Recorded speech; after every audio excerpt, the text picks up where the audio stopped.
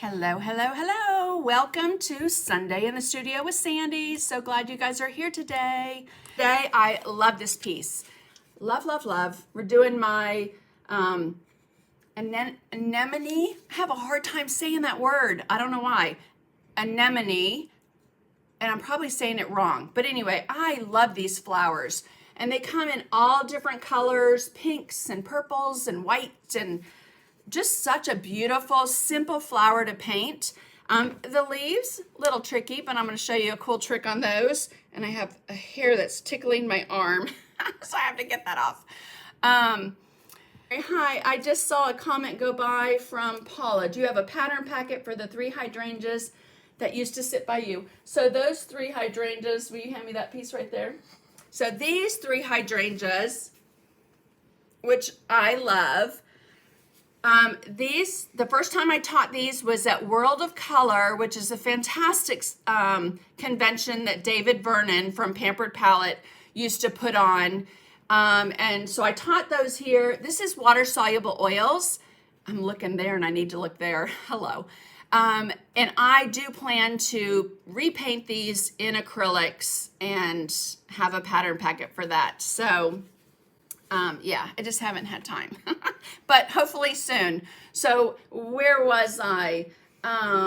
Okay, so real quick, I'm going to flip my camera. So I was surprised I didn't use any stamps, although I love using my Stampenda stamps. But I did use some Studio R12 stencils.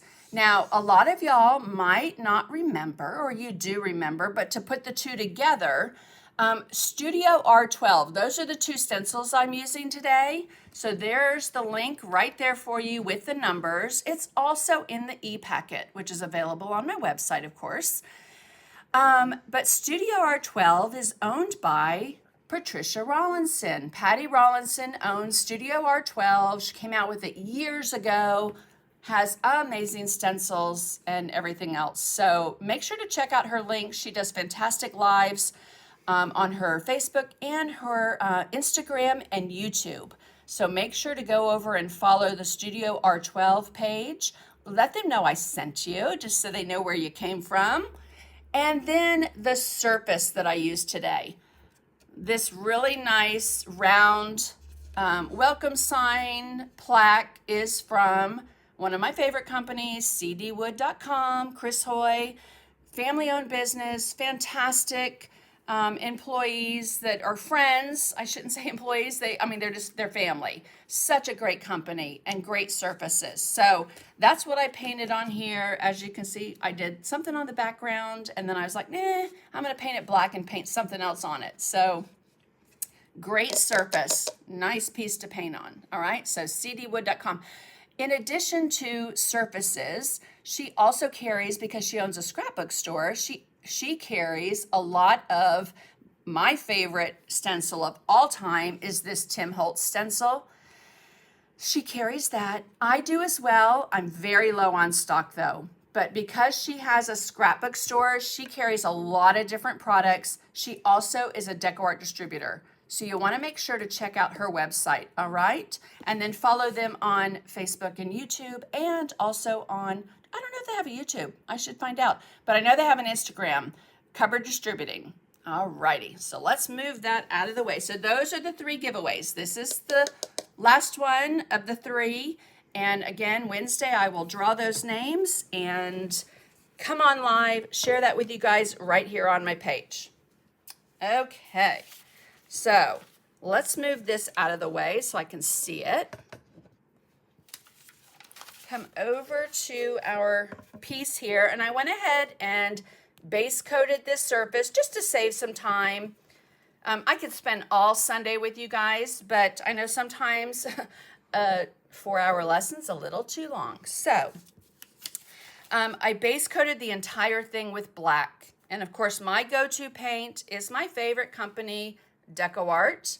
You can use lamp black, but I want to share a product with you guys. Not sure if you know about this product or have heard about it because it came out and then we had the pandemic. Hello. So this is a product, and I ran out of what I was given by decoart, so I had to go buy it from Hobby Lobby. Not a bad price. the Enchanted Ultra Black Base Coat Paint. I have to tell you guys, this is the mattest, flattest black. It's so pigmented, and I just love to use this. So that's what I used on my piece. Although in the packet, I do believe that I put the lamp black. However, if you have an opportunity to get this, order it from decoart. And if you did not know, decoart has a huge summer sale going on right now. I know that link right there shows Art for Everyone, which I do videos on their Facebook Live for them, lives. But if you go to shop.decoart.com or just go to decoart.com, they have a huge, huge summer sale going on right now, y'all, that you do not want to miss.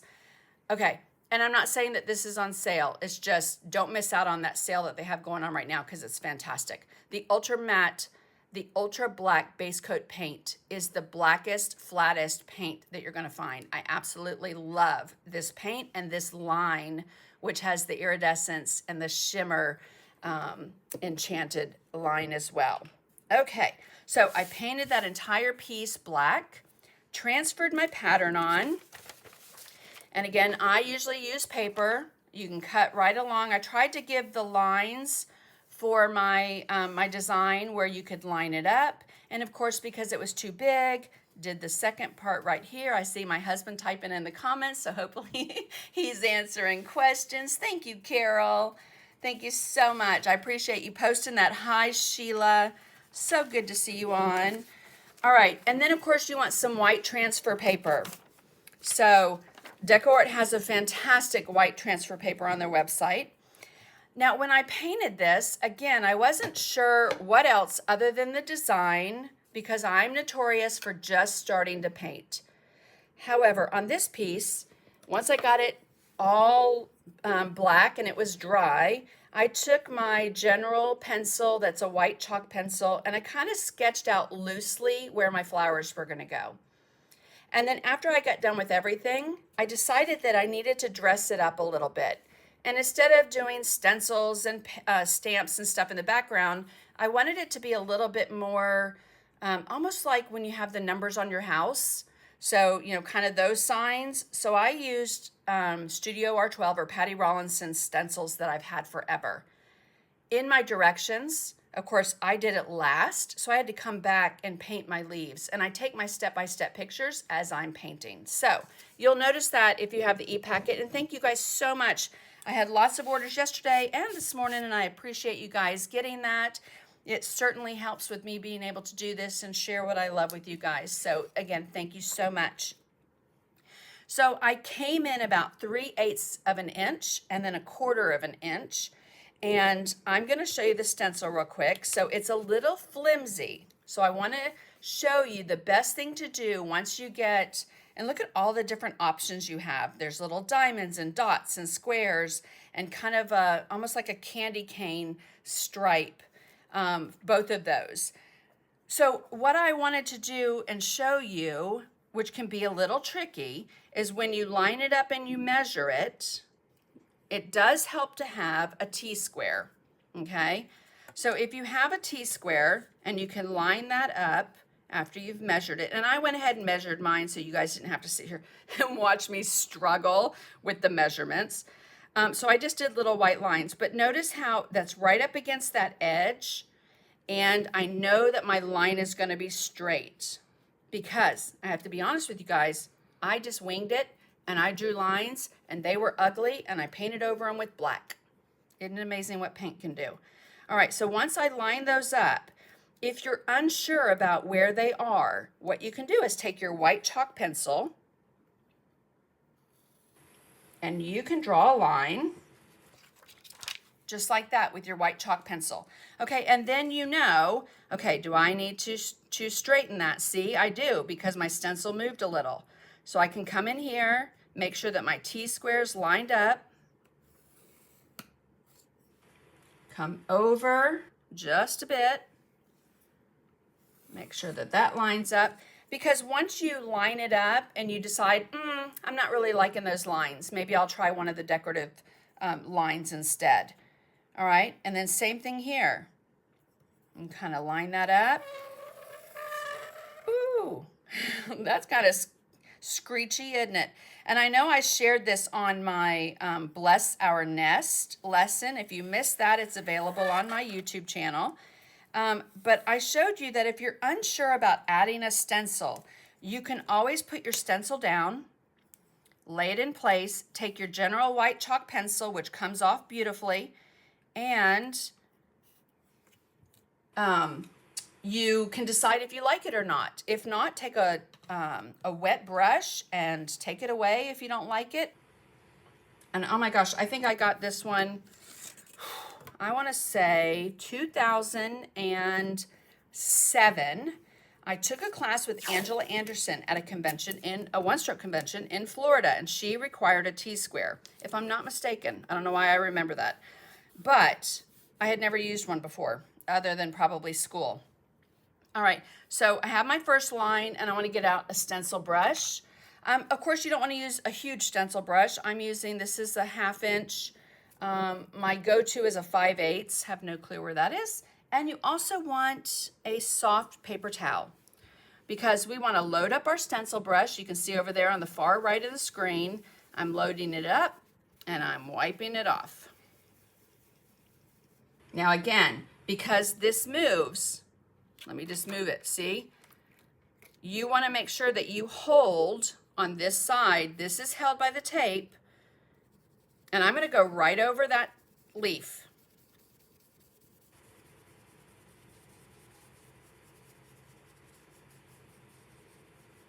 Okay, and you saw me do those pencil lines very haphazardly, so hopefully this will be straight. If it is not, and this is going to some winner on Wednesday, I will make sure that they're straight, all right? Now, I mean, that's pretty straight, right? So because I used just a little bit of paint, I can come right in with my stencil. If you're unsure, you can always dry it. But I'm going to flip the stencil because there's such a little space here for me to have the rest of that stencil sit on. So I'm going to go right here, eyeball it. I want to hold this in place. Now, I have to hold both sides because I don't have anything for that tape to go onto, right? So you just want to hold it down so it doesn't move on you. Soft circular motions, adding a little more pressure as you need to as the paint runs off the brush. All right. Now, I didn't leave enough room between those two. See how that goes?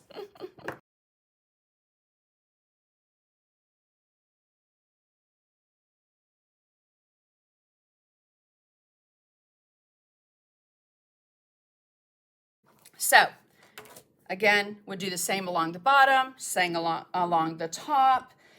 Here, because I already did paint, I'll come back with a little bit of my base color for my leaves, which is Hauser Light Green. All right, so I've used white, black, Hauser Light Green. Let's get a little bit of that right over these lines. I'm a masking tape fan, but the stencil looks interesting. Yes, and so I'm going to show you while this is drying, Chris, how you can use tape to get a straight line. Many of you probably know this trick, but it does help. Okay, and if that white line is being a little pesky, add a little bit of white. That's just going to make your paint more opaque so that you can put that green back over it. Okay, and it'll take that line right away. All right, so let me zoom in just a touch. Let's touch that a little more. There we go. Okay, so I'm just going to flip this over. So if you have, and of course you'd want to use a T-square or something to line it up very straight, but if you want to get a line or a stripe, they have thinner tape. You can get that on Amazon, Hobby Lobby, Home Depot, whatever the case may be. But this is the size tape I have, so I'm going to have to show you with this. But if I wanted a stripe, and I knew I wanted it this wide, I could lay my pieces of tape down.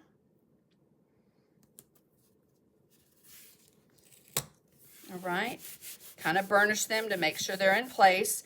And then you can remove that center one And there you have your lined up, spaced out stripe. Again, you get a size tape that works for you for your stripes, but I have to tell you that Stencil made it so easy, and I was so thrilled because, again, that many times on that trying to wing it just did not work. Okay, so I'm going to flip my palette around here so I can show you as I'm painting. Oh, if you put the lines on before the leaves, wouldn't that be easier?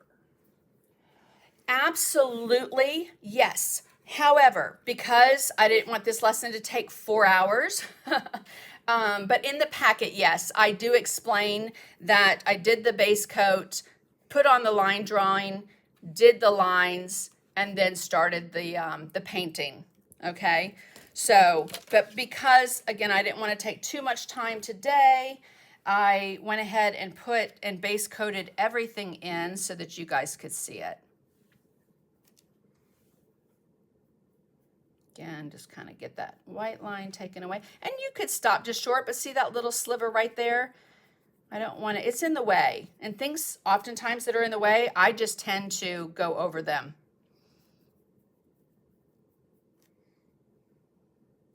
All right. All right, so let's rinse that brush out. And I'm going to get out some Payne's Gray. Now you can use the DecoArt Americana Payne's Gray, soft black. I prefer and love the media line, which is fluid acrylics. They're transparent, they're beautiful, and I just love the way that this color shades and moves and blends. And so I'm going to use a little bit of that, but again, you can use any of your Americana colors, acrylic colors, whatever you have, all right? So what I want to do is take an angle brush, and I'm going to use my favorite size, which is a 3/8 angle. And it's my favorite Dynasty, of course, black and gold. I'm going to pick up a little moisture on my brush. Let's come down here so you can see it. A little black on the toe only. I said black and it's Payne's Gray. But so I'm going to work that in on the toe, and then I'm going to flip the brush so I can work it in on the other side. And then just slightly walk out away from that main kind of puddle of paint. And each time I load my brush, I want to come right back here. There's plenty of paint there for me. All right. So where can you find the stencil? Diane, you can find the stencil right there. And there's the numbers for the stencils that I'm using, the welcome and the lines. All right, StudioR12.com, also known as Patty Rawlinson. All right, let's get that off there. All right, so what I want to do in between my petals, and I base coated them twice. It might take you 3 times depending on what paint you're using, but I base coated them with white, and now I'm coming in between and I'm going to float on a little bit of Payne's Gray. Not too dark, and again, walking that brush out from my palette, like I showed you right here, walking that out from the main puddle, making sure you've got some moisture in your brush, a little bit of water, a little flow medium, whatever it takes to have that paint flow. And notice how I'm kind of patting it. I typically don't just do a stroke. I like that loose float of patting that brush and separating those petals. Now you notice I left just a tiny bit of space between my line drawing so that I know where those petals separate. And what I do after I leave those is I'll come back with my brush with a little bit of white on it, and I just slightly go over those lines so that it's not just the background color. All right, now, just with those that I did right there, look how that's lifted those petals and separated them. Oop, little too much paint, not enough moisture in my brush. Now here's a tip too. If you do this and you're like, oh, my petals are too dark, I got them too dark, all you have to do is come back and do a wash of white right over them. It'll tone that down. All right, so I'm just going to separate these petals. Some days floating is better than others. When I did my original, let me tell you, that was a good floating day. I was like, wow, that's just coming right together. And other days is a little bit of a struggle. Okay, and again, because that Payne's Gray is transparent, and again, if you're using an acrylic, you can use a medium that will make your paint a little bit more transparent, a flow medium. My favorite is, well, I have the Josanya Fast Drying Glaze, but I don't want to glaze. I just want the paint to move, so I'm using the flow medium on some things to get that paint to move. Right now, I'm just using some water for you. You don't want to use too much water because it will break down the components of that paint. So just a little bit. You can use a little floating medium, whatever you have to make that a little bit more transparent. Sandy, Debbie wants to know if you'd use the dark color on yellow. On yellow, I would use something like raw sienna or burnt sienna instead of Payne's Gray. Great question. Yes, if you don't want to use, on white flowers, you see things that are gray, green, blue, different colors. It really depends on kind of the surrounding. I could have easily used green on these, but the anemones that I was looking at had this gray tone to them, and so that's what I went with, and I thought it really lent itself to that black background as well. But absolutely, if I was doing pink, I could use a touch of Payne's Gray with that same base pink color. If you need to darken up your yellow that you're using, Chris, again, fantastic question. You could take a little bit of either a darker shade of that yellow, a golden color like raw sienna, golden straw, yellow ochre, and darken it. Or you can take your base color with a little bit of brown or even a touch of that Payne's Gray. And you want to just make sure you're shading it along the right side, the correct side, meaning that petal lays over that petal.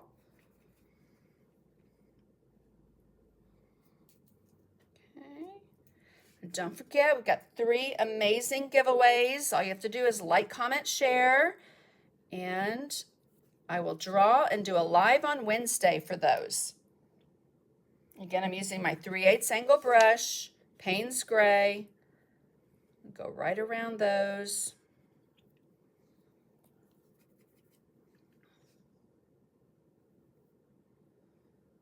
Kind of like to do the obvious ones first, and then move on. So it's not like I do this one, then that one, then that one.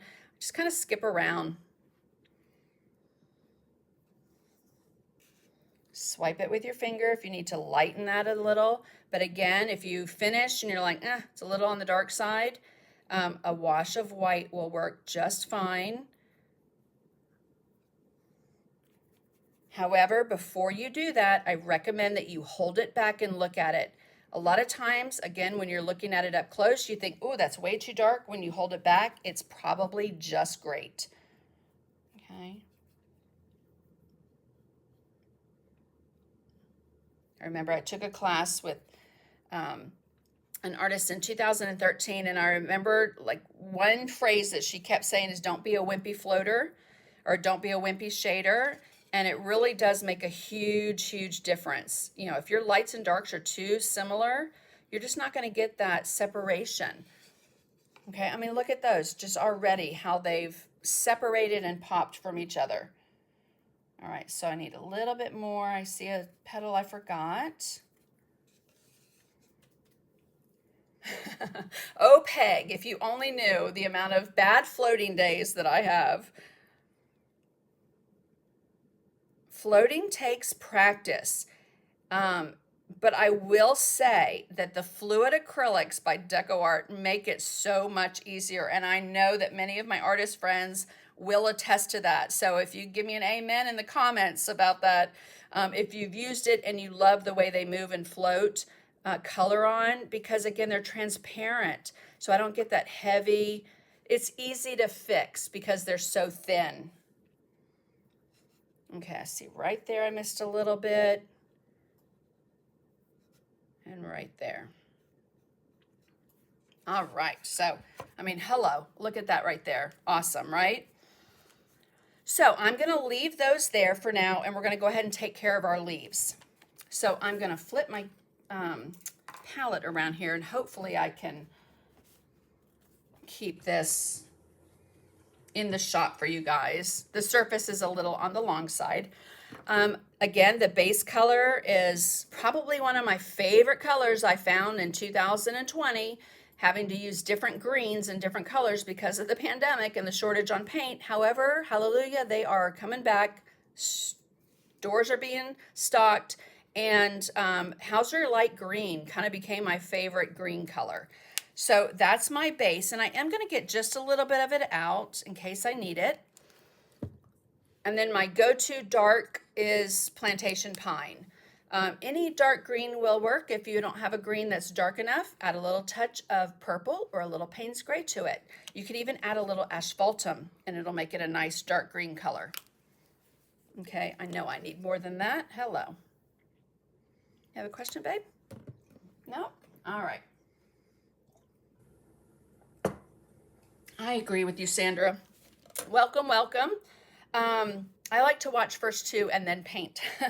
Okay, so my leaves, I'm going to get my 3/8 angle again, get a little moisture in my brush, a little bit of Plantation Pine on the toe of that brush. Notice how I'm just blending that on the toe only. Again, if you're not familiar with an angle brush, it has a toe and a heel. The toe, imagine you're going to stub it. It's the longest thing hanging out there. You're going to put the paint there, work it in on both sides. I'm going to take the tiniest touch of Payne's Gray, work that in, and then right up underneath my flowers here, I'm going to work that Plantation Pine in. Okay, you can use a mop to soften it. You can use, I like to use these IPC soft blending brushes and just kind of soften that if you need to. You don't want any harsh lines. And I'm still using that Payne's Gray from the Media line with the Americana. They're both acrylics, they're both water-based, they're gonna mix fine. Work that in. Okay, so I'm going to come right down this center, and on these anemone leaves, and that's, I love to look at all the different leaves and the way they grow and the way they move. With these, they almost look like they had 3 parts to them that were very distinct, and I know that if I don't move this paint right here, I'm going to get right into it. So I'm going to move that to that side of my palette. Okay, so I'm going to start here with the chisel edge, that toe right up underneath that, and I'm going to float that color right down the center of that leaf.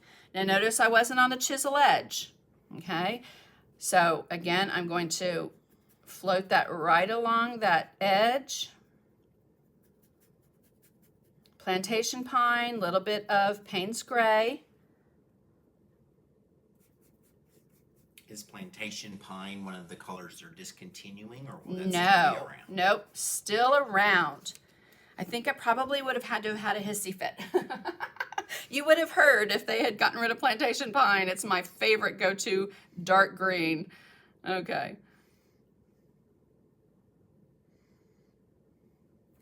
See, just kind of pull that right down that center line. So I'm not on the chisel edge. My brush is flat at an angle, right up underneath those petals. And again, just based on time, not sure that we're going to do every single leaf, but I will definitely show you several so that you can get the idea of how I painted them. And of course, I will go back and finish it for the person that's going to win this on Wednesday. Okay, and again, right down that center line. So notice how my brush is at an angle, the toe's there. I'm going right to here with that vein. Again, when you control the amount of paint that you put on your brush, have a little moisture in it. If I mess that up, it's easier to get it off than to try and get a whole bunch of paint off at the same time. So these up here are just little half leaves. It just needed some color up here. So I just did that, and then again, kind of make up that vein that goes right in the center. Again, just kind of separate those flowers from the leaves.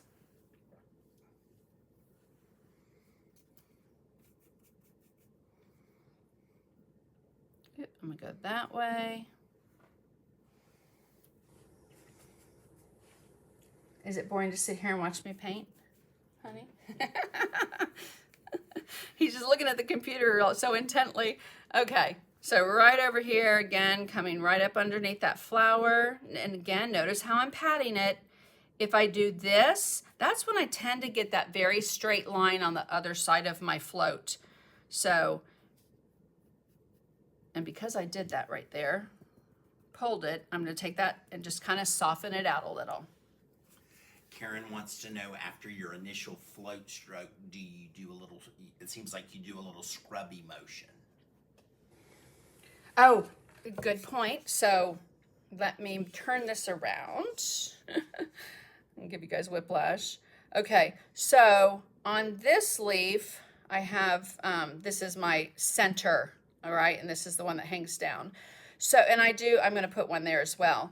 But if I pull back, okay, or if I pull from here and go out, if I need to move that with the heel of the brush to kind of soften it, or with my finger, I'll do that. Just so that if I see anything that looks a little harsh or that needs to be softened, and I guess I'm a lazy painter. I tend to do it with my finger versus picking up a brush. And maybe not a lazy painter, maybe just one that's using the tools that she has at hand. Okay, and I can still see those lines, but I'm gonna go right over and put that vein in. Okay, so a little more plantation pine, little more Payne's gray. And we'll go ahead and do the same thing on these right here. So again, they have that little vein right there. So that you see those 3 distinct parts to that leaf.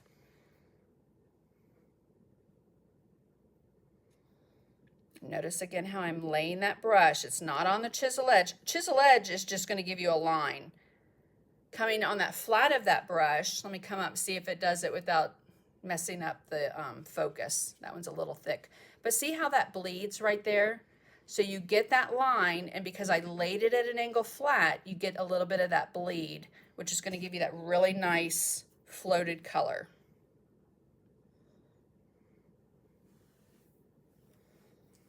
Okay, plantation pine, Payne's gray. Work that in. Come right there. All right, let's flip that around and see if I missed anywhere. I think I have my lines on there, my shading. All right, now these leaves have a lot of different kind of vein lines that run through them. So let me zoom in really, really close to this center one, because I think that'll be the biggest and best. And I'm gonna lay this down because it'll be hard for me to get straight lines holding it like I am. A little bit more. All right. Hello, Robin. Okay, guys, so again, one thing I love about the angle brush, another thing I love about the angle brush is that you can slide and make very thin lines. And oftentimes, you guys have seen me, I will use this instead of a liner brush, okay? Because from here, so I'm thinking in my mind that these are 3 very distinct leaves, okay? So if this is the top, which got a little dark, this is the bottom, means I need to come in and put just a little bit of shading right here. Okay, and I'm going to kind of softly bring that around. This side right here, I'm going to put a little bit of shading. Okay, now this side, I'm going to put a little bit of shading. And I'm showing you this on purpose because there is that, you know, where your light and your darks are. Okay, when I get over to here, it's a little different. Depending on how those leaves are laying, I can't say you're gonna put the shading on all left sides of that leaf. Okay, because if I said that, excuse me, the right side, hello, my other left. So right side, right side. If I do the right side right there, that's where I can imagine that light's hitting and making that a little brighter, where not as much in that spot right there. Okay, now with that same color combination, I need to get a little bit of water on there. So are you using water or medium? Water, but you can use medium. So I'm going to load that brush up. Okay, so I have very thin paint on it. And again, taking those very distinct sections, I'm going to concentrate on this one. Oop, too much. And I'm going to pull on the chisel edge of that brush to do these very thin lines. See how fast and easy those are? Just very simple, not too much paint, thin down, plantation pine, Payne's gray. And I do that before my highlight because inevitably I'm going to mess my highlight up if I do those.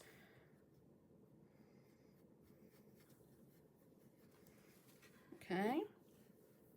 So see how quick and easy and simple that is. Again, let's come over here and we'll take care of these right here. Again, this bottom one is going to have a little bit more shading.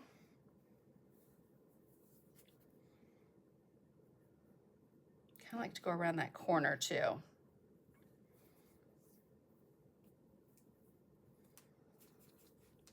And then I'd have the dark right there that I already have. And then on this one, of course, right where it meets this other leaf, I know that this part's going to be brighter, so that part needs to be darker. Okay, because light right up against light, you can't see any kind of definition or separation. You have to have that light and that dark. Oops, I have my brush the wrong way. There we go. And again, don't be afraid to use that heel just to kind of scrub that paint out of the way. Okay, so little water, little plantation pine, little bit of Payne's gray, pick up that paint. If you feel like you have too much, swipe it across the paper towel. We're going to paint those very thin lines. And I'm just sliding. Notice how my hand is moving at the same rate. I'm not leaning forward, backwards, or pushing any pressure. It's just sliding on that chisel edge.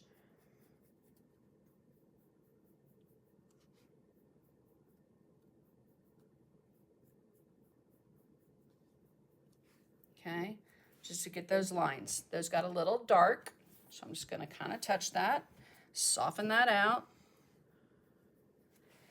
All right, so probably not going to do these two over here. We'll concentrate on these, especially these up top, so that you can see how I did those. Again, because I can only see two sections, I just slid on the chisel edge to get those lines. Go over the flower, just wipe it off. And notice how they're angled. Everything's angled towards the base of that leaf. All right. Now let's move on to some highlights. So I used, again, the Hauser light green and sour apple. Okay, if you don't have sour apple, there's a difference, but this is my other go-to light color is citron green. You can use margarita. There's so many different pretty greens in the Americana line, but I'm going to use this sour apple because I do want it to have a little punch of color. Same brush, haven't switched brushes, 3/8 angle. I'm going to load a little bit of the Hauser light green, a little touch of white. Okay, right here on my palette, let me move that over since we're not going to do those leaves right there. So notice I'm just blending it on the toe of that brush. Okay, little white, little Hauser light green. If you feel like it's too much, swipe it across a paper towel, okay? Now, on the opposite side of my vein, I'm going to float, and I find it sometimes easier to go from the tip of that leaf and back, and then right here, just kind of soften it with the heel of the brush.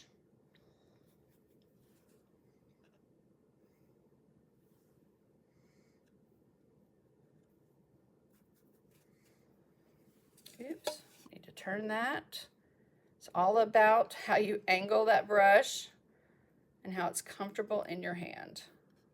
Okay, so see how I have that shading and now I have that highlight. I'm going to pick up a little bit more. Same color, little moisture.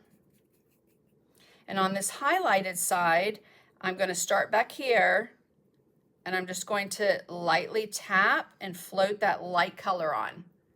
Okay, you could also lightly tap and slightly pull back so that you don't end up with a straight line.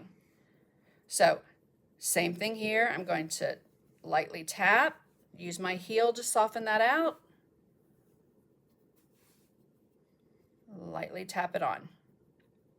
Okay, so I'm not really zigzagging. I'm tapping and floating the color and then slightly pulling it back every now and then. But look what a difference that makes right there. Okay, so again, little Hauser, light green, little white, work that into the toe of the brush. Let's come over here. And I do like to start from the base. I feel like I have a little more control over that light color going down towards the base of the leaf. Kind of slightly pulling back. Okay, now I do like how bright and light that side is. And when we come back and adjust, you can always come back in and adjust those colors as need be. All right, so let's do that on a couple more leaves over here so that you can see that again. So on this side, I have the light. I'm looking at my original, the light and the light. Okay, so we'll start right over here. Am I on camera? Yep, on camera. Okay. Oop, that one had a little bit more on the white side. But we're going to come back and put some sour apple on it just to brighten it up a bit. So I'm not too fussed about that white. All right. And then I'm going to come right in here.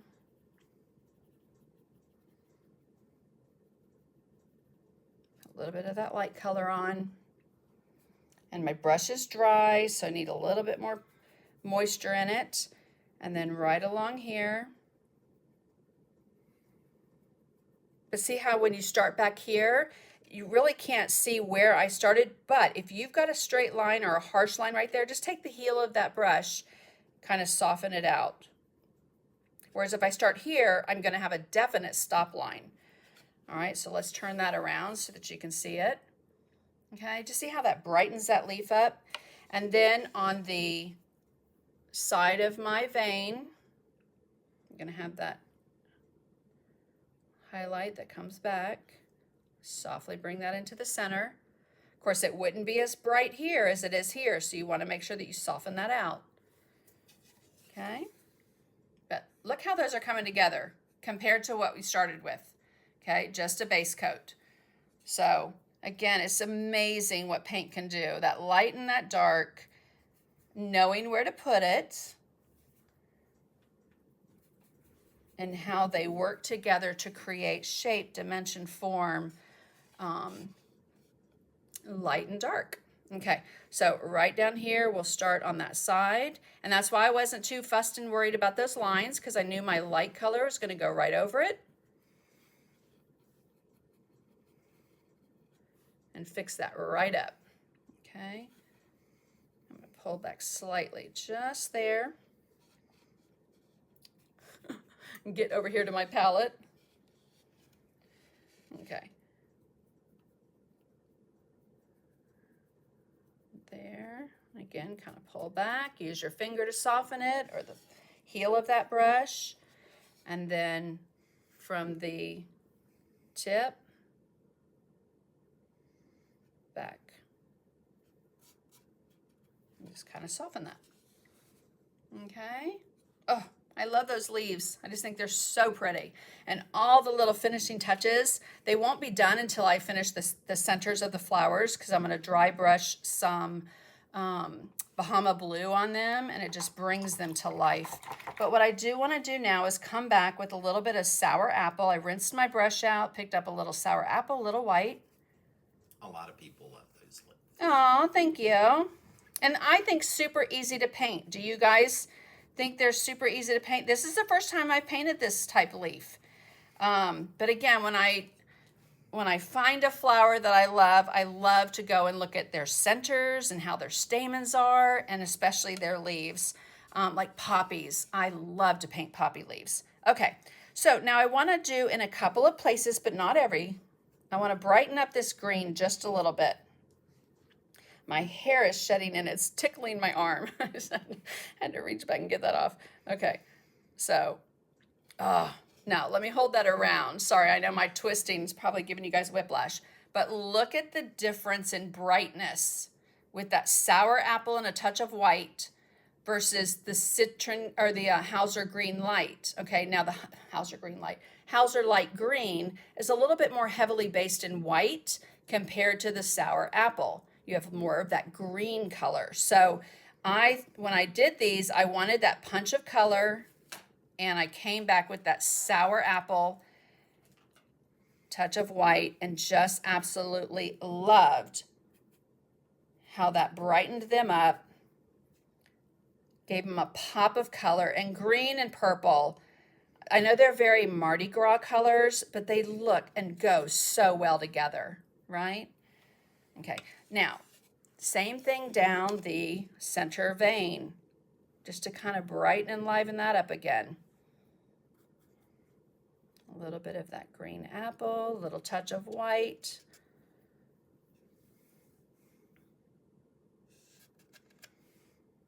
Okay, and like here, I'm seeing that white just goes right under. When I come back at the very end and readjust my lights and darks, that's where I would put a little shading in, because I don't want that light to be as bright at the base of where my flower would be hanging over it, giving it a shadow. And this is why we didn't do our flowers first, is because when you do your leaves, you're probably going to get into them, right? Okay, so again, a little sour apple, a little bit of white. We'll come right over here to these. And again, just kind of give that a kick of color with that sour apple. Very loose, very light, like you've done it 1,000 times. If you're here with your brush and you're like, oh, you're gonna be tight here, you're gonna be tight here. Loosen up on your brush, roll it around in your fingers. Say to yourself, you've done it 1,000 times, you know what you're doing, and just lay it on. Okay, I have to give myself those pep talks all the time, especially on a day that I'm having a bad floating day. Oh, come on, Sandy, you've done that 1,000 times. Just put it on.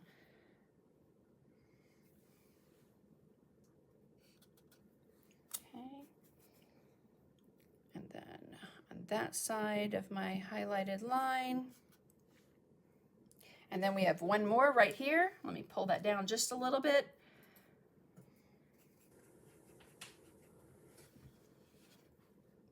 Again, green apple, a little bit of white. Kind of float that right to the tip on that leaf.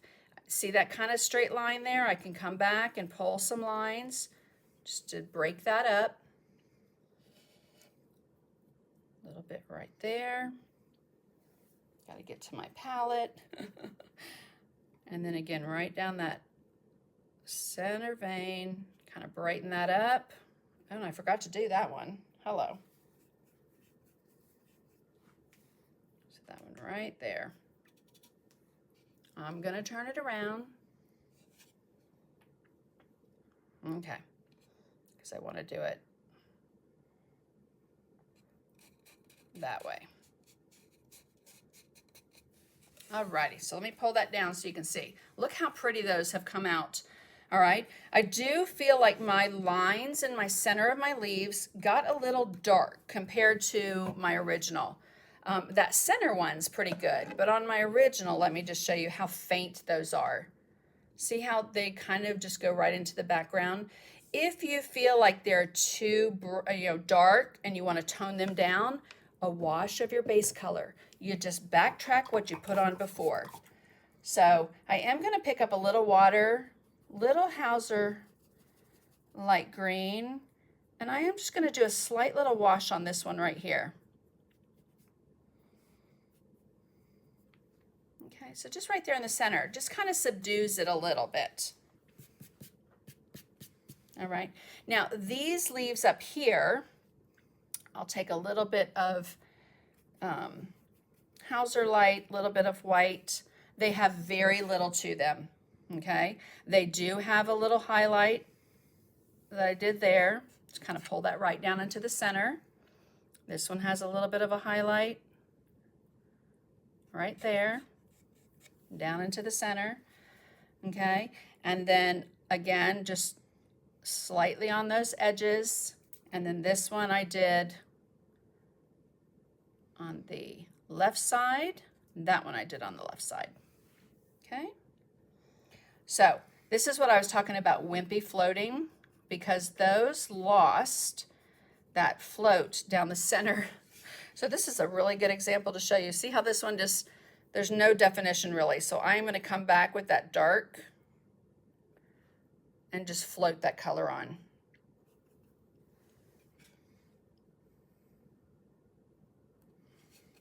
There we go. It makes that light pop even more.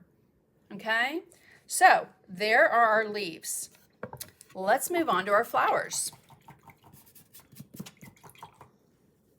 All right, so I am going to get a little bit more white out because I have completely covered my white.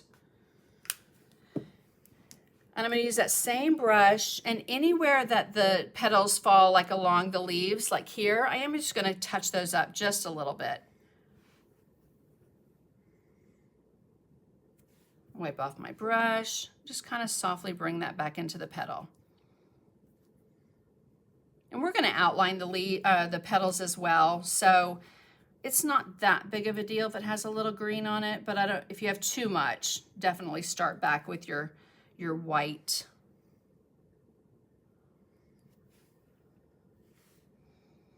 Or if you got them too dark and your shading color kind of went right out to that edge, doesn't hurt to bring some of that white out there. Okay. So I'm also going to get out some Dioxazine purple and ultramarine blue. Okay. So, obsessed with your leaves. Oh, Sharon, thank you. I have to admit, sometimes after I paint something, I'm like, oh my gosh, I painted that. I said that after I painted these leaves. I just fell in love with them. I loved how kind of easy they were. I mean, I think hopefully you guys saw how easy they were.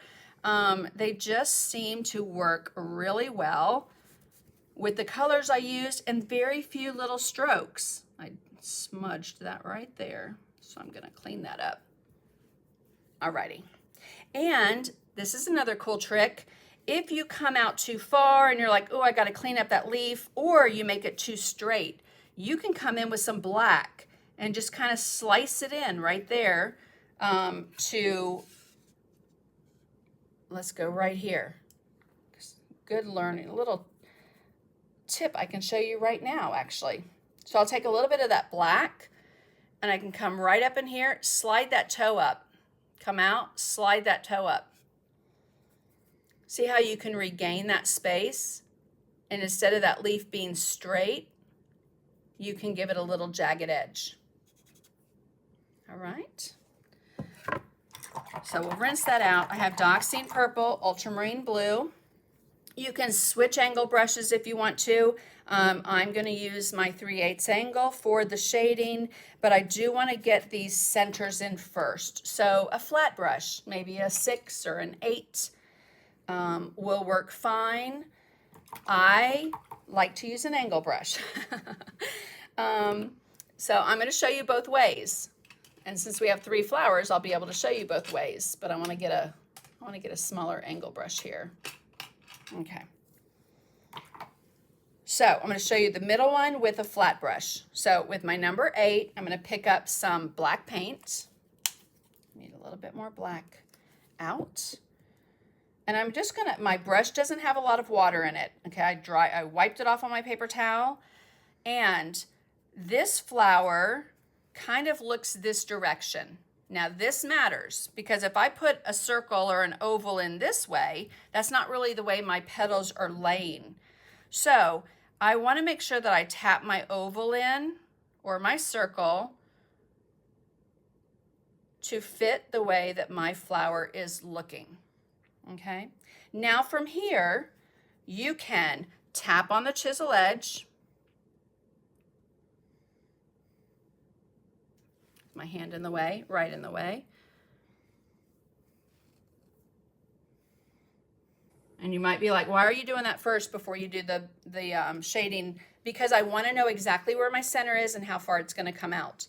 Okay, but see how uneven and jagged, and I just tapped on the chisel edge. How fun is that? And how long would that take you with the liner brush? Hello. So that's with the flat brush. Now with an angle brush, I'm going to use a 1/4 inch angle. Load that up. And this one, see how that flower is going more this direction? Let me pull that down. It's going more that direction. I'm going to tap in on the toe where I want that center.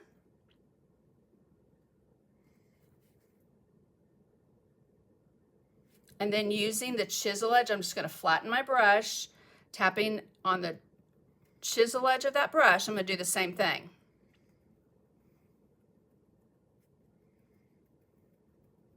Okay, and because it's a little smaller, I'm going to have to reload a little bit. And then again, coming out with the toe's facing out, so it's going to leave that nice little uneven, jagged thing. Okay, so again, flat brush, angle brush. Then let's rinse that out. Just going to go back to the flat brush here. A little black paint. And this flower is looking this direction. Again, if I made the oval going this direction, that flower would be really off, right? So you want to make sure that that center, and it's a round center, but depending on how you're looking at it, it might appear oval, right? So there, and then chisel edge of the brush, straight up and down. I didn't reload any paint. I'm just using the paint that was on the brush or from the center of the flower. Okay, easy peasy. Okay, let's get our heat tool and dry that up. I'll see if there's any questions. And we're going to do exactly to them what we did with the leaves. And we're going to give them those lines. You can use a 3/8 angle. You can use a 1/4 inch angle. I'm going to start with a 1/4 inch. I might have to switch to a 3/8. But I want to get a little touch of Payne's Gray. And I do have moisture in my brush. Okay, so I'm going to come right over here and show you. Way too dark. I can already tell. So I need a little bit more moisture in my brush. And I don't care if it's migrated over from the toe. I just want that nice and thin. You can use a liner brush if you're more comfortable using a liner. But if you've got an angle brush that has a really pretty chisel edge on it, it's going to work beautifully for you. Okay. Now, the key to this is you do want to make sure that you follow the shape of the petal. So see how this petal looks like it curves in this way? Okay, this one looks like it's kind of cupped this way. So when you pull these lines, you want to make sure that you're pulling them with the direction. Oop, I can already tell that's too dark. So I'm going to wipe off my brush, pick up a little bit more moisture. And if you get them too dark, the fix is a wash of white. All right, so I'm just going to pull on the chisel edge and paint those very thin lines. And again, going with the flow and movement of those petals. So I tend to start in the middle because then I can kind of go to the left and right and notice and kind of concentrate on how that petal is formed. But these lines help also form that petal. Okay, this one's a little bit flatter, so I'm just going to pull those lines to the left, pull those lines to the right. We have some back here. And those two are going to separate when we put in more shading and also when we outline our petals. Okay, so again, start in the center, Pull tiny little lines. If you need to turn it, I find it much easier to pull the line than to push the line. So if I was backwards, I'd have to kind of, push that brush, move it so that it's comfortable for you. Again, start in the center. Think of parentheses too. It helps when you do these lines on the petals that curve. Okay. So let's just leave it like that for now, since we're that direction. And we'll come right over here and start on these. I'm kind of looking at my original, but at the same time, the way I base coat them, the petal might be slightly different. So I'm just gonna go with what I see. A liner brush would take you forever.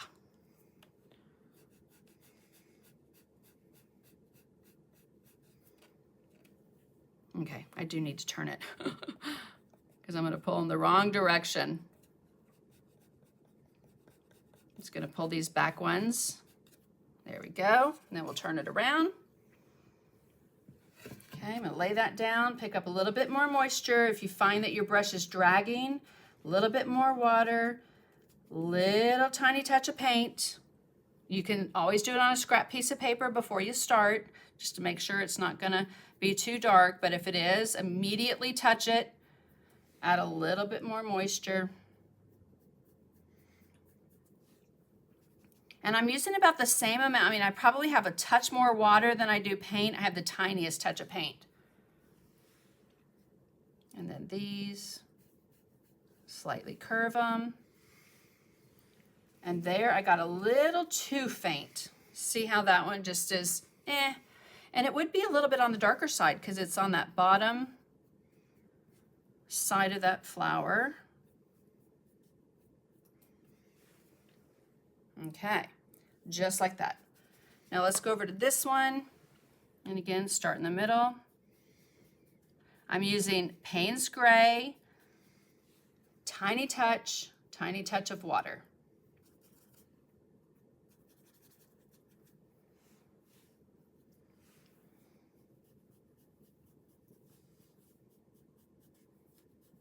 And do you see how fast I'm going? Let me just tell you from doing this multiple times on flowers. If you go like this, 1, 2, 3, it will, first off, will take you forever. And you might have them evenly spaced, but I have to tell you that randomness kind of takes that perfection out of it.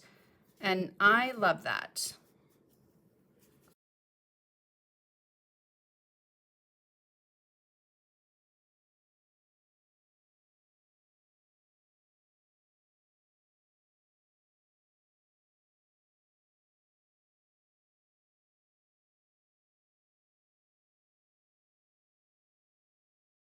Sliding on that chisel edge, and I'm pulling it.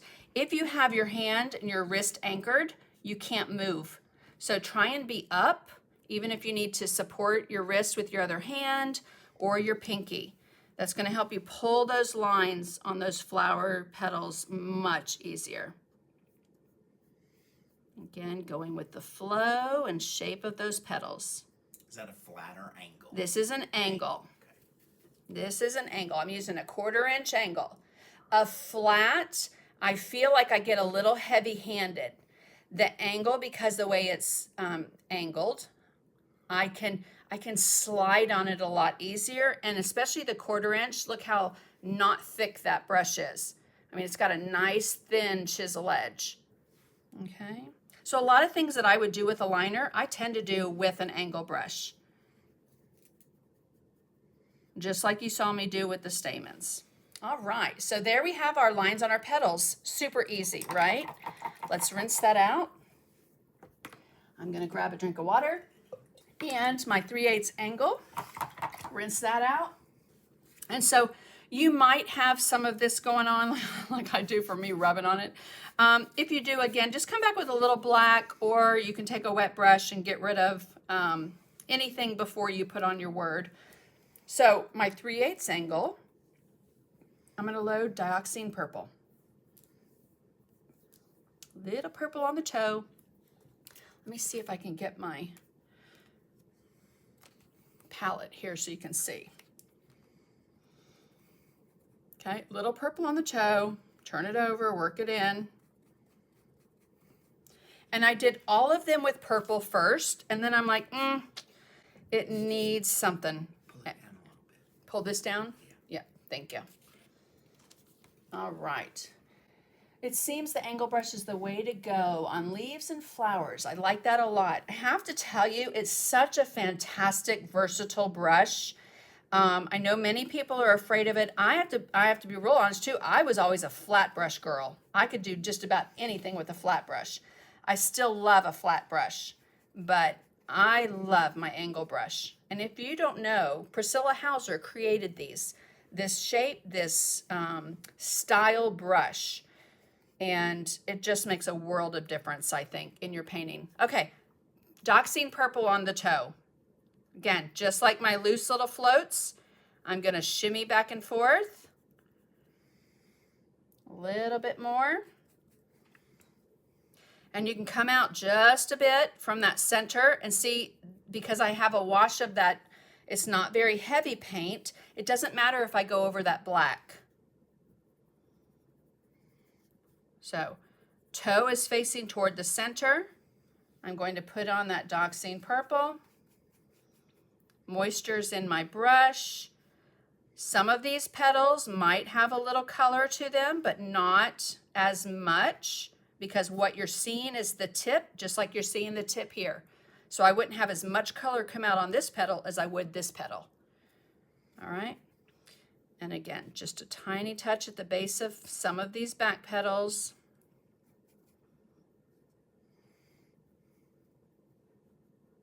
Not too high, not too much.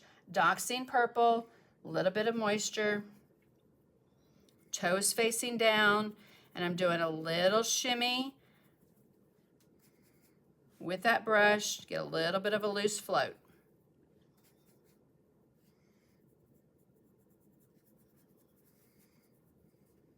Okay, just like that. I mean, wow, look at that flower just came to life. Right? Okay, and then here, get my hand out of the way. Now this one, I do want to come up just a touch. Again, kind of following the shape of that petal. All right, so let's go ahead and do those others. Again, I did the purple first, and I thought, it needs something, and I remembered the way I paint my hydrangeas. And my two favorite colors to paint hydrangeas when I paint purple is Doxine purple and ultramarine blue. That ultramarine blue has such a beautiful purple blue color that it just made these flowers sing. Don't you love it when you hear your pieces sing to you or talk to you?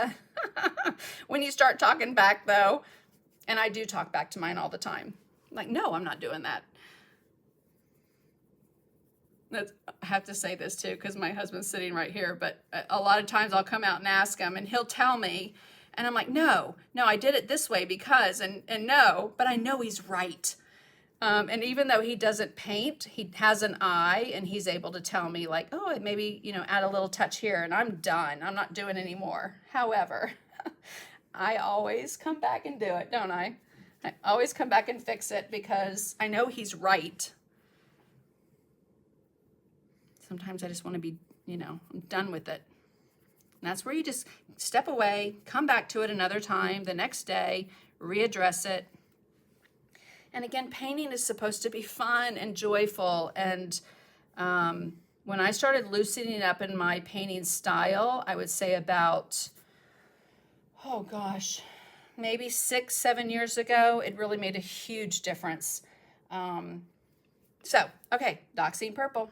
Same color, 3/8 angle, little bit on the toe. You can see me. Well, you can't see me because I put it off the thing there. Right here, I'm just loading that purple right up on the toe. Walking that away just a little so I don't have heavy paint. Kind of shimmying that back and forth. Very loose grip on my brush.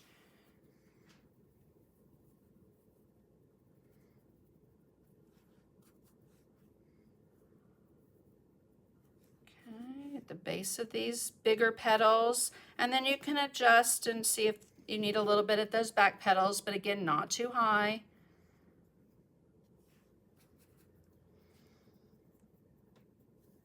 going back and forth. Think of it like a zigzag. I'm just kind of moving that brush. I say shimmy, very technical, right? Just kind of shimmy that brush back and forth. Push it back down if it gets too tall, too high.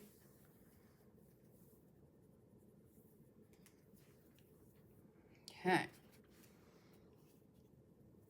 A little bit at the base there. Oh my goodness, I keep sticking my finger right into that paint.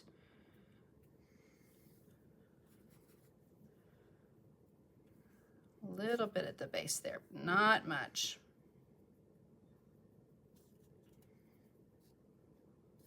Oops, that one's too high. Someone has my DNA on their piece now.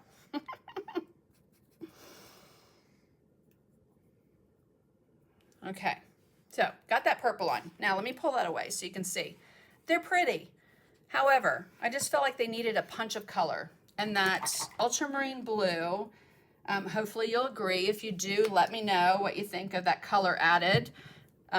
So just purple or ultramarine blue. Put a little there. And that ultramarine blue. Okay. Oh, love, love, love. Love the way that color is with Dioxine Purple. I like them together better than I do just each color on their own. And I'm not trying to go over every single place that I did, you know, like exact stroke. I'm just doing exactly what I did with the purple and laying that right over with that ultramarine blue. Are we hearing some oohs and ahs in the comments? Hopefully. I wish I could hear you guys. Okay. I just think that makes that flower pop differently than just with the purple. Right? Okay, so a little bit more moisture, a little more ultramarine blue. It's such a strong color too, so you don't need a ton. Again, load that on the toe, slightly walk it out on your palette so that you can control how much is on there. It's easier to add another layer if you feel like it needs it. Certainly more difficult to get off a heavy, heavy coat of paint if you put it on too heavy. Okay.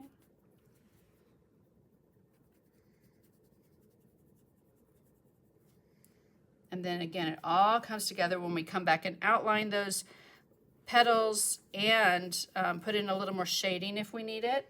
Need a little bit water droplet on your palette. It's a good tip. Just keep a little water somewhere so you can go and pick up a little drop if you need to on the toe of your brush. People are agreeing with you. Oh, good. They like the blue? Yes. Awesome. Together. I just think, and I'll hold this, well, even here you can see, you know, with the blue and without. This just kind of falls flat to me. You know, it's just kind of one note. And sometimes it just needs, like on the leaves when we added that sour apple, just some things need a punch of color.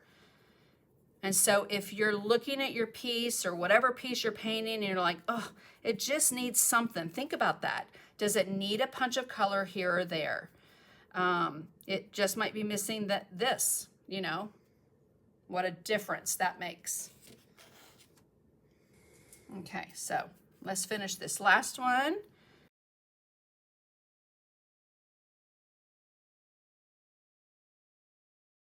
And again, because I'm using a little water with that paint, they're pretty transparent. So I can still see the purple underneath. And that blue laying on top, again, they just work beautifully together. I do feel like this one needs a touch of color right in there, and it needs a little touch of that purple. It's just too big of a petal to not have something there. Okay. Just a little there, like that really nice straight line that I just did. So I'll come in with a little white and then use my heel to soften that. Okay. Back to the ultramarine blue, toe only. I'm really scuffing up the rest of this piece. To prevent this, let me go ahead. So when you do your background, you do it all black. You can do a layer of the multi-purpose sealer on top, and that will help prevent some of this, you know, dragging your hand on it. I've dragged my palette on it, my hands, my brush. Not being real super careful with it, but you definitely can put a layer of that multi-surface sealer, and that will keep it from you having to repaint it black. All right, and I do feel like I really got that blue out too far. Put that back. Okay. So before I do the center, I am going to come back with a liner brush. You can use a thin little liner. I'm using, this is a black gold Dynasty 10-aught, which is 10/0. So 10-aught brush, or let me find my rigger, which a rigger brush is it's like a liner, but it can go flat, okay? So just completely whatever liner brush you have that's your favorite. These are two of my favorites, the 0 rigger and the 10-aught. And I'm gonna stick with the 10-aught for now. Get a little bit of white. Oh, look at me, I just spilled water on there. I was watching something the other day, and the painter was talking about how she cannot stand to get dirty. She doesn't like to get paint on her hands. She doesn't like to be dirty. I'm like, oh my goodness gracious, she would not like painting with me. Because that, to me, this shows that I've had a fantastic time in my studio. If I walk out clean, I'm gonna feel like I wasn't productive.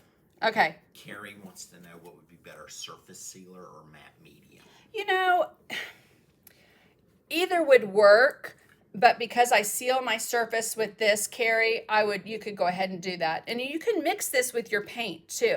So like I could mix this a little bit with the black paint, base coat my surface, let it completely dry, come back and put another base coat over it of the paint.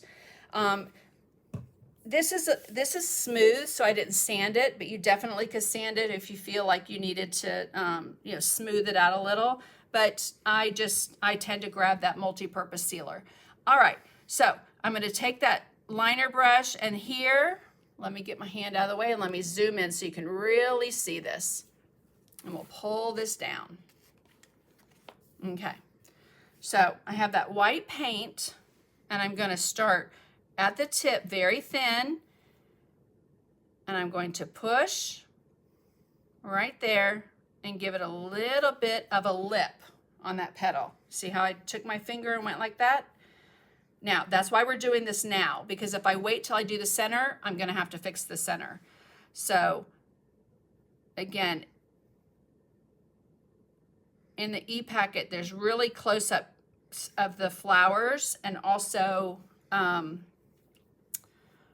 the line drawing will show you kind of where I have these, but then also the full picture.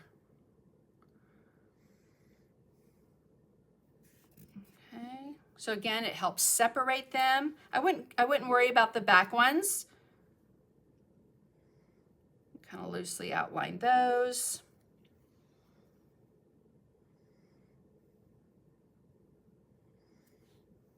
And I am going to pull that. Oops, I'm not going to make it thick, but I am going to pull just a very thin line along that side, and maybe even along that top just to clean it up.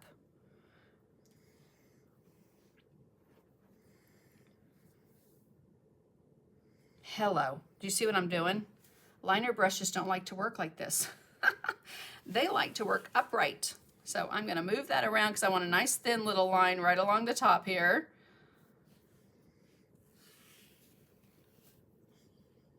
And right along that edge.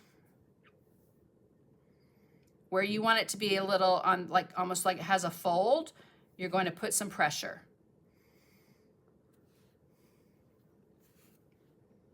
I'm going to push that right into that center. I need to scooch over, don't I? Okay. Let me see here. This petal, funny enough, on my original, This petal is over, and so I'm not liking the way it is right here. I do want it to be over, so watch what I can do. I can take that liner brush with that white paint, and I get to decide how that petal lays. Okay, so I just changed it. Before, that one was on top of that one, and I was going to put shading there anyway. Now what I have to do is I have to put shading on this side. Okay, so a little bit more water in that brush. Let's turn that around. And again, these don't need much, just maybe a slight little outline.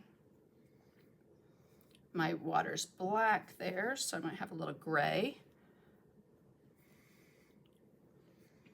If you make it too inky, you're not going to have enough of a ridge. So you do want to make sure that you have a good amount of, water and paint. Okay. And this one, again, very thin. A little bit of pressure and slide up. Slight little outline.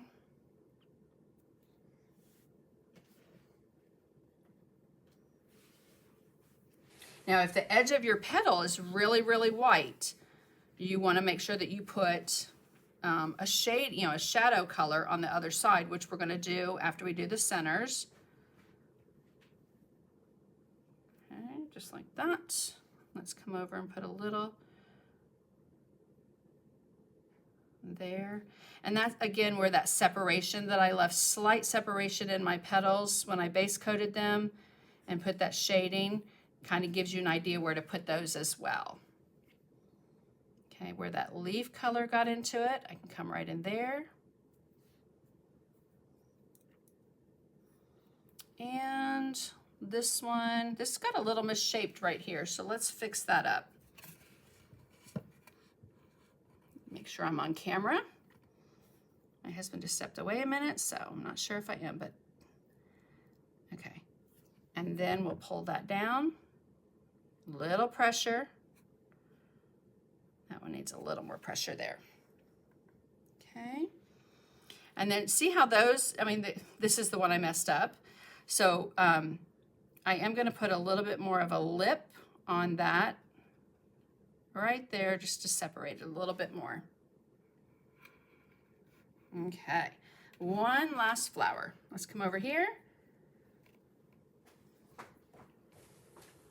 Thank you, Lisa. I do not like to get my hands and fingers dirty either. I think you've told me that, Christina. I know it is it's a personal thing. I don't know. I just paint, and as you can see, I use my hands a lot, especially my fingers, to blend and soften.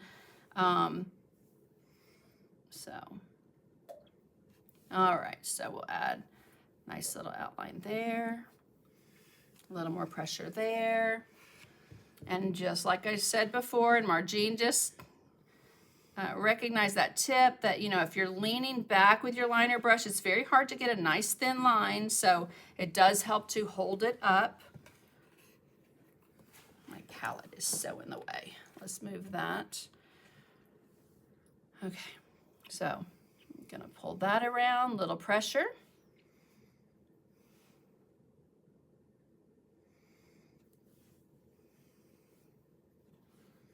Those petals.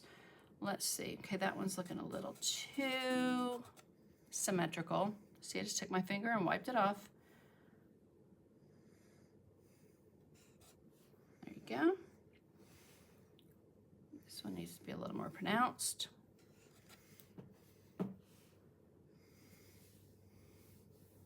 And again, if you missed the beginning where I showed the giveaway prizes, you can go back and watch. All you have to do to enter is to comment, like, and share.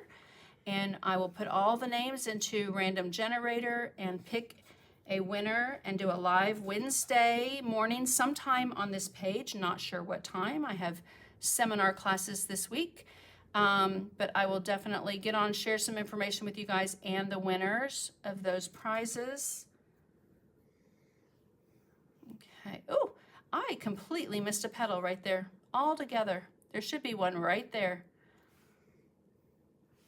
So I will make sure to go back and paint that, because this is one of the prizes, is the piece that I'm painting today. and it needs a petal there. Okay. And then again, these outer ones just kind of loosely outline. Unless you need to separate, you can add a little pressure, give it a little bit more of a edge.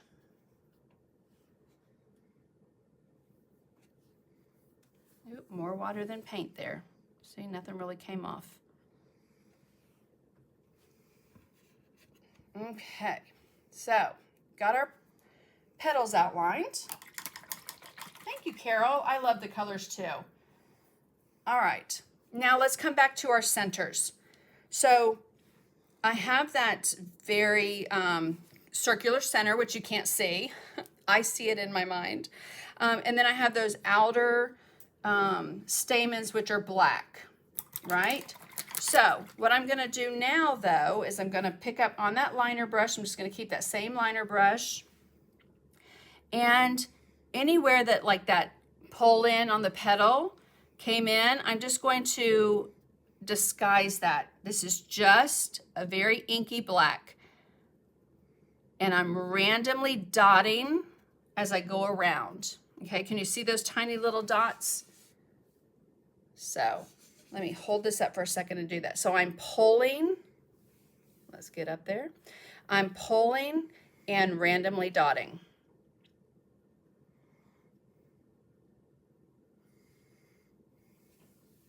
Okay, now I think you can see a distinct difference between the other two, where there's those tiny little dots, and I've covered up those petals that are kind of going, you know, when we pulled that white line. So I'm gonna do that for all of these. Again, just kind of touch and pull, touch and pull, touch and pull. That touch is gonna give you that tiny little dot. The faster you do it, the better it's gonna look. The slower you do it, it's gonna look very patterned and too uniform. So do yourself a favor and just do touch and pull, touch and pull. Say it to yourself. I promise you it will look better as you say it, as you do it. Touch and pull. Okay, and again, remembering which way your flower is situated will help as well. And I tend to start, let's say that this flower is going this way, which it is, that's my 12 o'clock, that's my 6, that's my 3, that's my 9. Okay, if I start here straight on and I say this is my 12, my center is going to misshape. So think of it like a clock.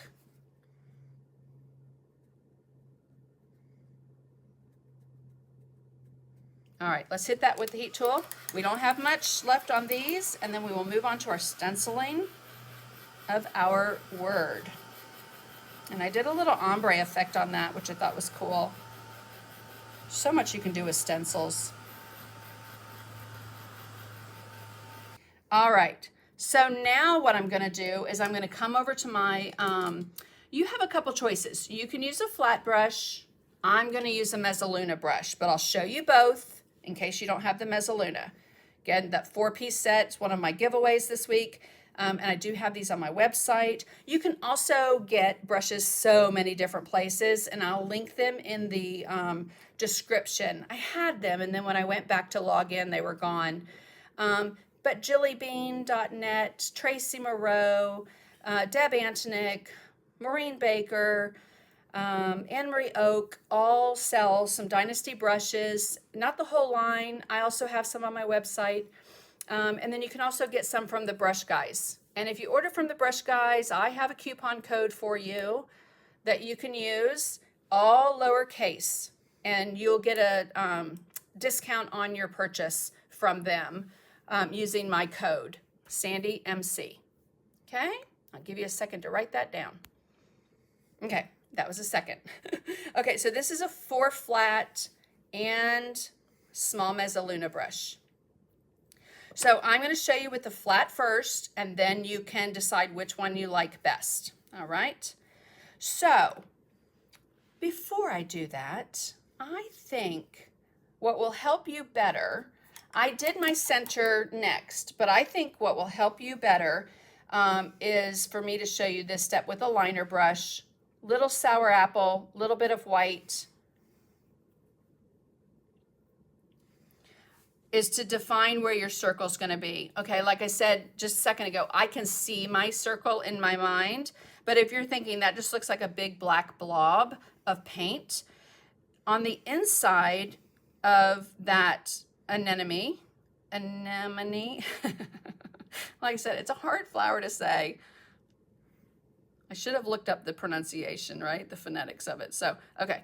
All right, so I have sour apple, a little touch of Hauser, light green, white, and some water. Now, I'm going to come right in here and define where that center is going to be. Okay? And again, like I said, I can see my circle in my mind, but I think this will help you see that ovalish circle better. Let's get a little bit, see how the paint's not coming off my brush, needs a little bit more moisture. And if you make your circle too small, you can always make it bigger. I'm struggling to get that paint to come off. Let's get a little bit inkier. And I love this pop of green in the center of these flowers. Again, kind of hold that liner brush straight up and down. Had mine back and it was making too thick of a dot. So a little Hauser light, little sour apple, a little bit of white. And again, if it helps you to turn and remember where your center is, dot, dot, dot, dot, dot, dot, dot. You say that, your dots will look better.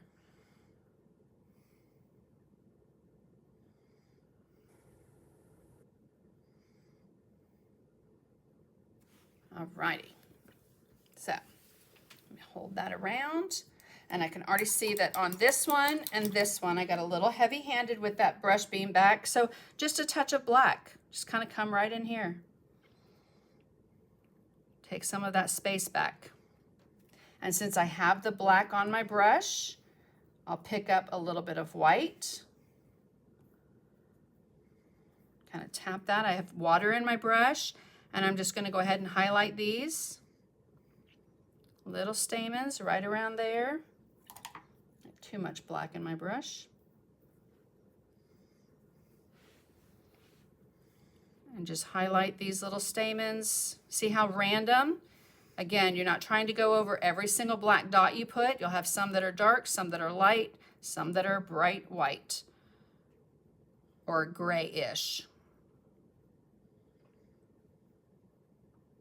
Very random. And you don't want to just put them on the ends of each line. If you do that, what's going to happen is you're going to have like a space in between. You'll have some stamens that are shorter, some that are longer, and that's why I just kind of go back and forth, random, as I go around. Just like that. Alrighty. Now, that center circle, again, I need to regain some of this space that I gave away to that green.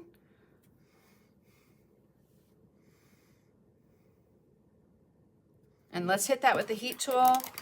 Dry brush our color on. Again, I'll show you with the flat and the Mezzaluna. You can decide which one you like best.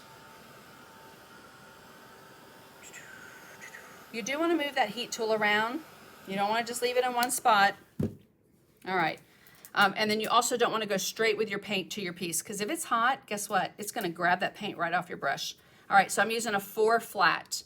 I'm going to pick up some of the ultramarine blue, work that into that brush. I don't have any moisture in this brush at all. I'm going to wipe it off, pick up a little more, and I'm going to pick up the tiniest touch of white, just the tiniest touch. And let me show you right here. Okay, I'm just working that in both sides, and I'm going to wipe it off. Okay, and this might take a couple layers, but what I'm going to do, again, is almost like a little C stroke right there to kind of highlight that center.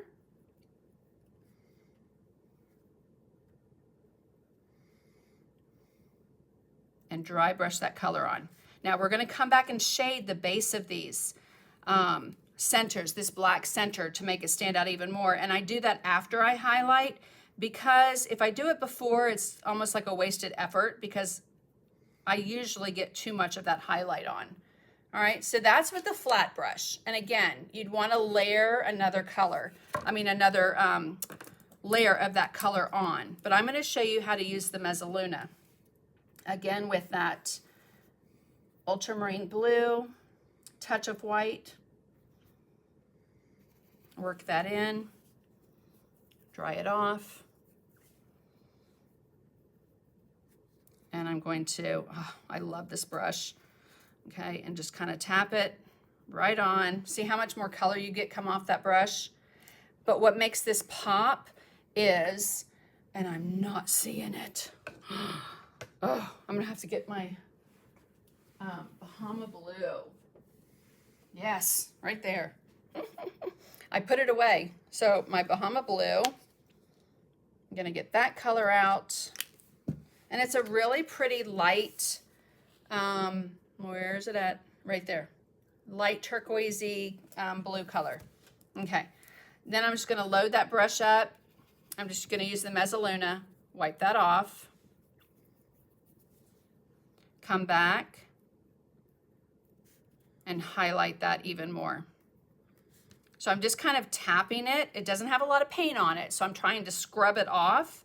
And I like to do it with light pressure. And then as I need to, I can, put more pressure. But look how that just gives it that beautiful glow right there in the center. All right. But what's going to give it an even prettier glow is when we shade underneath. And I do feel like I need to come up a little bit higher there. And on this one, you know what? That one, this was talking about where your center can be totally off. This one, remember I had you be really, really careful about putting that center on. Do you see how I did mine this way? It really is more this way. Good catch there, Sandy. I just reshaped my whole flower by my center, but the problem was it's wrong. It was off. Okay. Hauser Light, Sour Apple, Little White.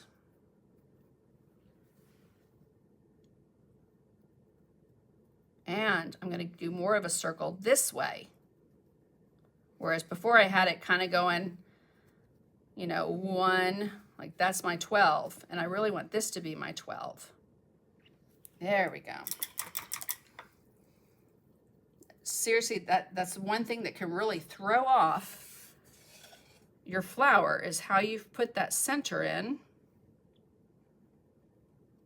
And sometimes turning it, I do that. If I turn the project to put something on and then I go to turn it back upright, it's going in the wrong direction. All right, much better. Okay, so let's come back to a little bit of ultramarine, a little touch of white. On this one, I'll do a little bit more along that top. And then Bahama Blue. Work that in, wipe it off really, really well. Kind of hit that Bahama Blue and just kind of pushing it and dry brushing it on. Oh, isn't that pretty? It just, again, gives it such a pretty glow. All right, 1/4 inch angle. And we are those M brushes firm? They are. The Mezzaluna brushes are, I'm trying to find a bigger one so I can show you. They are, but they're not too stiff. So let me show you. I can bend it, but it does have a nice stiff bristle and a little softer bristle in there. Not even on camera. Hello. And a little softer bristle too. Another brush I have that I got years ago, this is called a scrubber brush. Like for watercolor, if you want to regain some of your white space. This one's super, super stiff. All right, this one, you can move it. But it dry brushes, it just makes gorgeous clouds, evergreen trees like Marlene Fudge does, and yeah, super pretty. All right, so there are our flowers, but now I'm gonna take my 1/4 inch angle. Our last step for these flowers, then we're gonna move on to the word.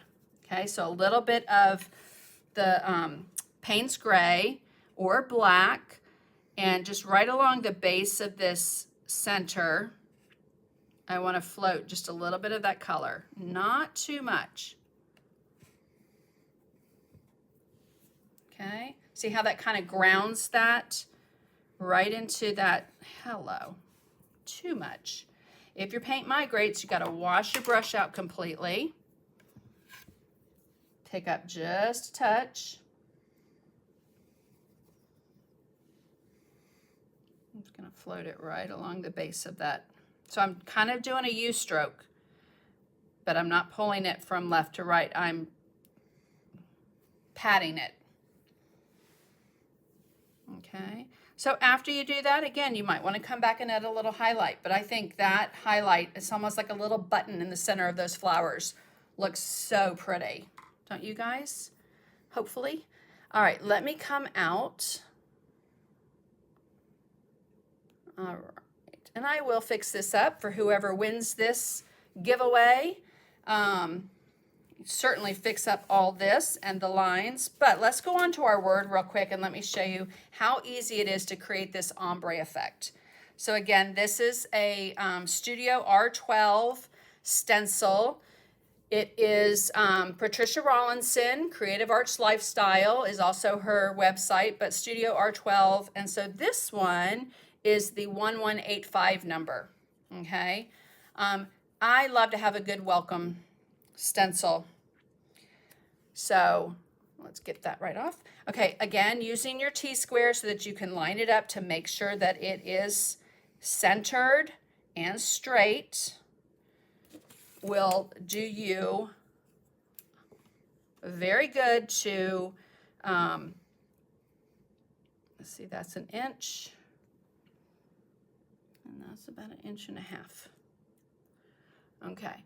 So I've never really been one to measure things, to be honest with you. I've always just kind of been a fly by the seat of my pants.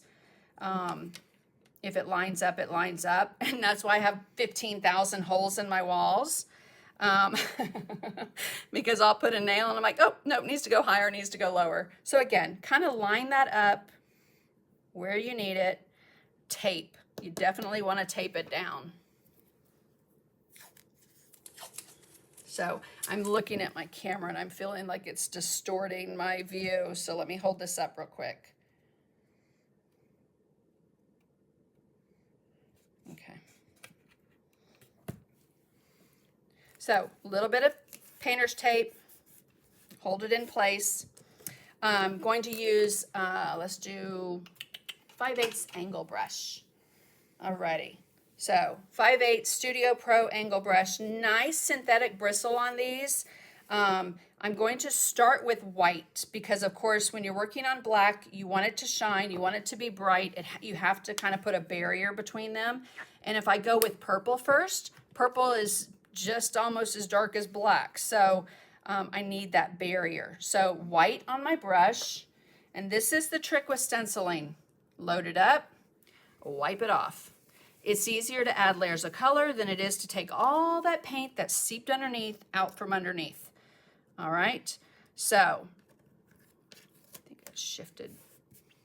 Okay, so soft circular motion, counterclockwise, clockwise.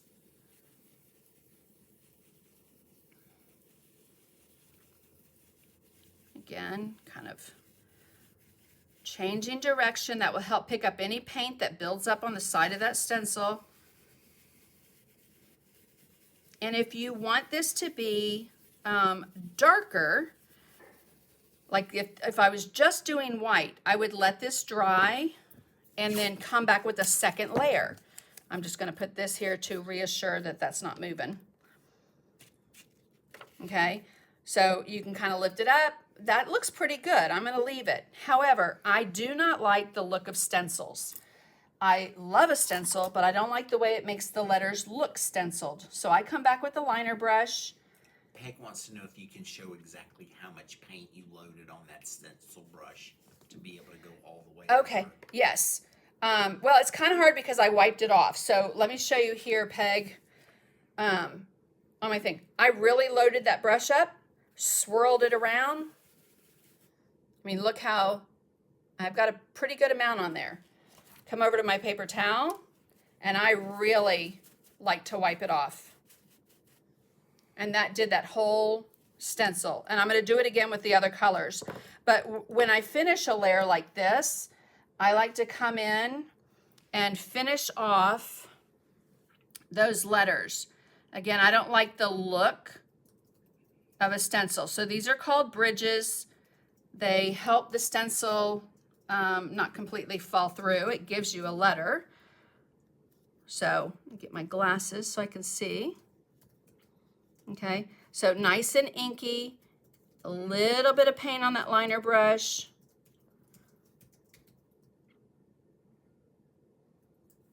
And the reason it's important to do this, if you do the other colors in the ombre look, is if I just left this section black, it might show up a little bit darker when you go to do the next color.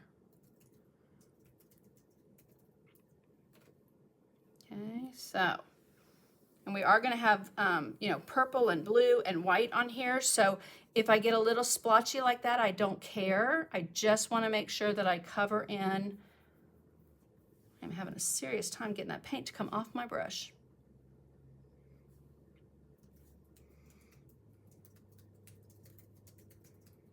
Okay, and fill in those bridges.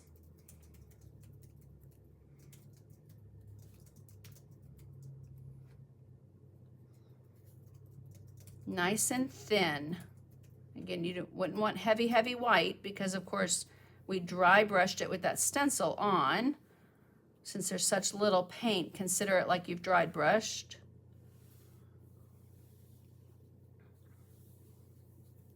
All right.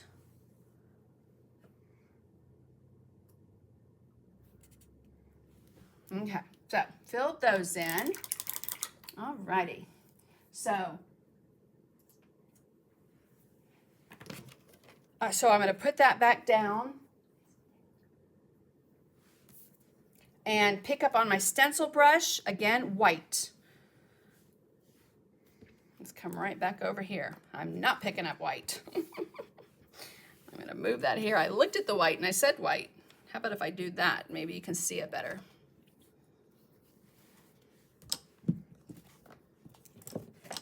It's so hard to get everything in the shot and be close enough so you guys can see it. But I do want you to see, okay, so I have that purple and blue, right, that we used on the flowers. So I'm just wiping my brush off really, really well on a paper towel. I'm going to pick up some of the purple and some of the blue. Work that in. Wipe it off on your paper towel. See how much color I wiped off? Okay, and I'm going to kind of divide my word into a half. So I'll start right down here. And I'm only doing the bottom half of those letters. I do see that I want a little bit more of that mixture. Load that, wipe it off. If you want a heavy coat of paint, again, easier to layer, or you can stipple. Now what I don't care for the stippled look. First off, it hurts my hand. It will make it dark. You can let it dry and then come back over and put another layer, but I like the soft airbrush look of that soft swirl motion. Again, you want to make it look like you hand lettered it instead of stenciling it out. All right, now let's see, that's looking like it goes downhill. So we'll bring that uphill just a little. All right, now I'm going to wipe this brush off really, really well. Then I'm going to keep that, you know, what's in it's in it. Let me show you, okay? But see, none's coming off my hand that much. So that's what you want to get it to. And now I'm going to pick up some white. I'm going to swirl that around. Excuse me, and I need more white. What kind of palette are you using? This is a gray palette. This is a, let's put that way. A Gray Matters paper palette. Jack Richardson. I get these Hobby Lobby, Michaels. I order mine on Amazon and just have, because, you know, when we were all shut down, we couldn't go anywhere, I could get it from them. But what I like about it, working on a gray palette, just like working on my gray silicone matte from Amazon, is your colors are more true than if you put it on a white. Okay, so I picked up white on my brush, worked that in. Now, because I left those purple colors in there, I'm going to have a tint of purple. Now, from that second half up, I'm going to swirl in that lighter color. Soft circular motion, going back and forth, clockwise, counterclockwise. And let's pull that up. Oh, so pretty.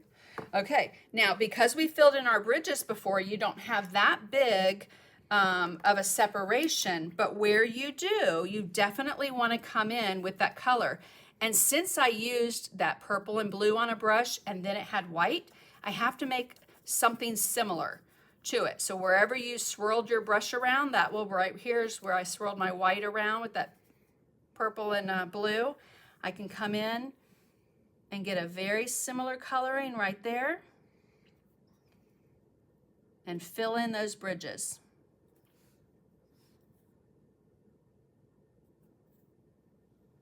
If it goes down into the dark area, you'll want to pick up some of that mixture of the Doxine purple and the blue.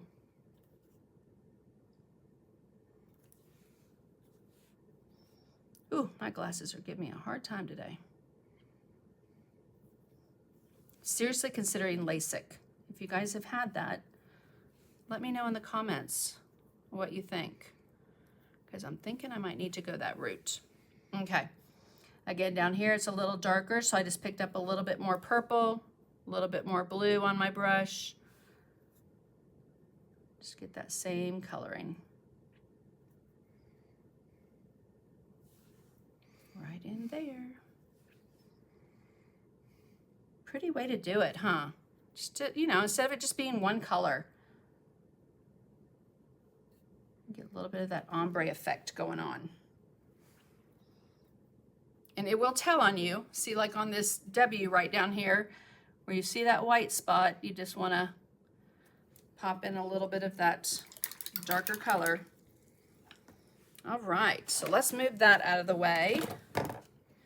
And again, I will clean this up, finish the other two leaves, do the rest of those lines, make sure that that black is nice and clean. And when I finish off my pieces, my favorite varnish to use is the Soft Touch varnish. Okay, so love to use the Soft Touch varnish. But I just looked at my piece and I missed a spot, I missed a step, and it's the last step that I did because I felt like I just felt like these needed a little bit of a glow. So can you see up underneath the flowers and the leaves? We tend to float sometimes with those, you know, darker colors to shade and those lighter colors. I just felt like it needed that glow. So a little bit of white, little moisture. Come over here. I'm going to pick up some of that white on the toe of my 3/8 angle. Very, very, very light. Let's get a little bit of moisture in there. How do you clean your stencils off? That's awesome, right? Or So yes, so a lot of times I'll use Awesome, or I'll take my stencil brush with some hand sanitizer and I clean the brush and the stencil at the same time. Okay, thank you so much, Robin. All right, guys, so again, just some white, and now notice how I walked it away from that puddle because I don't want it too dark, or too bright, I should say. But I am going to float some of that white right up underneath. Let's get some more moisture. Where did my water go on my palette? It flowed into everything. Kind of hold that. And then again, you can soften it so you don't end up with a harsh line. Okay.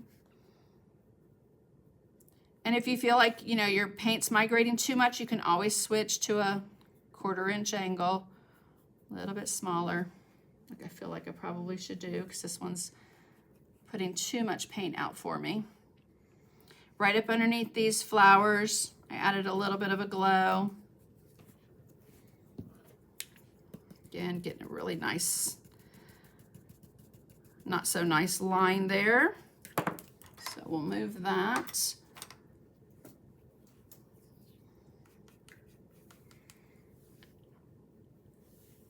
There, much better, that 1/4 inch. So I just switched to a 1/4 inch angle. You can kind of have a little bit more control of where that goes. That nice pretty glow, excuse me, that glow. And then anywhere in your flowers, if you need to, again, with some of that Payne's Gray, soft black. I would use Payne's Gray in Americana or an acrylic line versus a black. It's just not as harsh. So a little bit of that on the toe. And remember, we defined this petal, we redefined that petal. So on this side, I need to come and I need to add a little bit of shading on that side. Okay, not sure how well you can see that. And then very last thing you want to do after you have painted your design, done your stencil, is to reevaluate your lights and your darks. You know, is your shading dark enough in between places? Do you need to beef it up? Does this petal, this flip, let's zoom in, does that really stand out enough? Or does a little bit of shading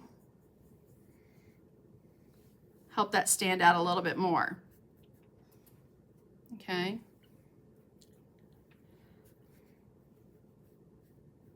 Just a little.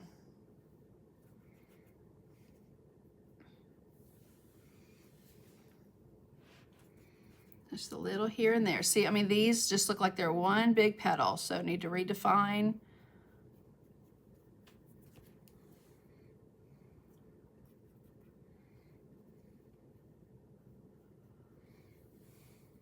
Where those are.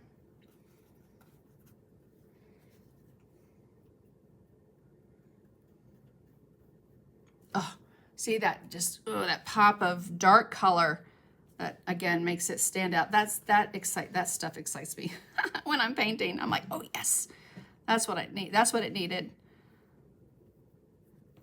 Okay, again, soften it with a mop brush if you need to. I know I've got to come back in and paint this little petal that I completely forgot. And then up underneath any of these. That need a little bit of shading. I don't know why I'm starting at the top. If you start at the base, my base is already dark. There we go. See, I was being lazy to pick it up.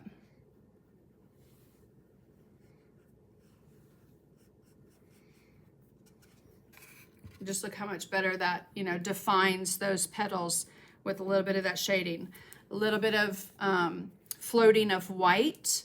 And if you do like I did here, where it's, you know, got a harsh line, just come back with a little bit of black. Softly go over it. Okay, you just always backtrack with the color if you need to fix something up.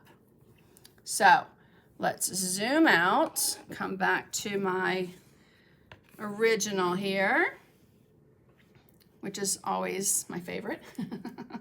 And again, don't forget that you can get the e-packet for this project on my website, which is right there. And thank you guys so much for spending your Sunday with me. Appreciate my better half being here, taking questions and answering questions. I saw him typing away. He's a much faster typer than I am.